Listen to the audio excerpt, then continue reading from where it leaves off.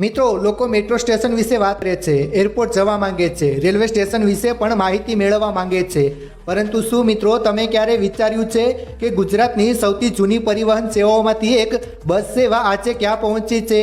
જી હા મિત્રો, કહેવાય છે કે આજે ગુજરાતમાં એવા બસ સ્ટેન્ડનું નિર્માણ કરવામાં આવ્યું છે કે લંડન અમેરિકાના બસ સ્ટેન્ડનો તો છોડો, એરપોર્ટને પણ ટક્કર આપે છે. ખરેખર મિત્રો, આ વિડીયોમાં અમે તમને ગુજરાતના સૌથી સુંદર બસ સ્ટેન્ડ વિશે માહિતી આપીશું, જે જોઈને તમે પણ હેરાન થઈ જશો. ખરેખર મિત્રો, અહીંની રોનક જ કંઈ અલગ છે. આ બસ સ્ટેન્ડમાં તમને બધું જ મળી જશે.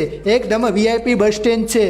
મિત્રો, કચ્છનું પાટનગર ભુજ ખૂબ જ પ્રાચીન શહેર છે અને ભુજમાં બનાવવામાં આવેલું આઇકોનિક બસ સ્ટેન્ડ ભુજની નવી ઓળખ બન્યું છે. આ આઇકોનિક બસ સ્ટેન્ડનું મુહૂર્ત થોડા વર્ષો પહેલા પ્રધાનમંત્રી નરેન્દ્ર મોદીએ કર્યું હતું.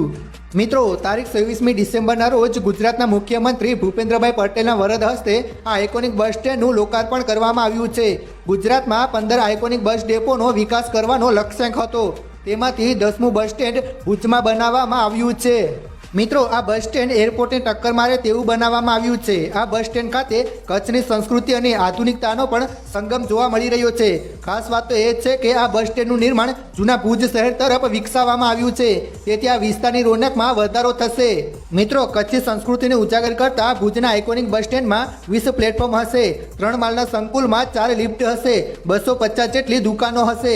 એ સિવાય super market, restaurant, food corner, canteen અને શોપિંગ મોલ પણ તેમાં ઉપલબ્ધ રહેશે. આટલું જ નહીં મિત્રો, આ બસ સ્ટેન્ડમાં hotel, general waiting room, tourism information room, booking room, driver conductor rest room, cinema hall સહિતની આધુનિક સુવિધાઓ ઉપલબ્ધ હશે. દરરોજ 25,000 મુસાફરો આનો લાભ લઈ શકે તેવી તમામ સુવિધાઓ અહીં ગોઠવવામાં આવી છે.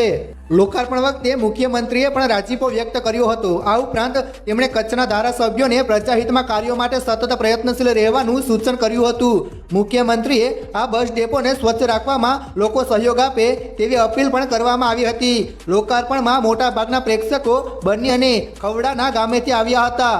મિત્રો, ભુજ ખાતે નિર્મિત આઇકોનિક બસ સ્ટેન્ડની સાથે અન્ય 18 જેટલા વિકાસ કામોનું પણ લોકાર્પણ કરવામાં આવ્યું હતું. બસ પોર્ટના લોકાર્પણ સાથે ઉર્જા અને પરિવહનને લગતા કુલ 266 કરોડ રૂપિયાના વિકાસ કામોની ભેટ મળશે. રાજ્યના વાહન વ્યવહાર મંત્રી હર્ષ સંઘવીએ જણાવ્યું હતું કે ભુજ વિભાગની નવી 89 સહિત 380 એસટી બસોનું સંચાલન હવે આ બસ સ્ટેન્ડ પરથી કરાશે. આ સાથે આગામી 10 મહિનામાં 2000 નવી બસો આવશે તેવું પણ ઉમેર્યું હતું. મિત્રો, નવા બસ સ્ટેન્ડની ખુશીની સાથે લોકોમાં ચર્ચાનો એક મુદ્દો એવો પણ જણાય છે કે ઘણી બધી દુકાનોને કારણે બહારથી આ બસ સ્ટેન્ડ દેખાઈ નથી રહ્યું. આ ઉપરાંત સાંકડા રસ્તાને કારણે બસોને હંકારવી એસટીના ડ્રાઈવરો માટે મુશ્કેલી ઊભી કરી શકે છે. આમ ભુજની એક આંખમાં નવા બસ સ્ટેન્ડ મળ્યાની ખુશી છે, તો બીજી આંખમાં પ્રશ્નો પણ દેખાઈ રહ્યા છે.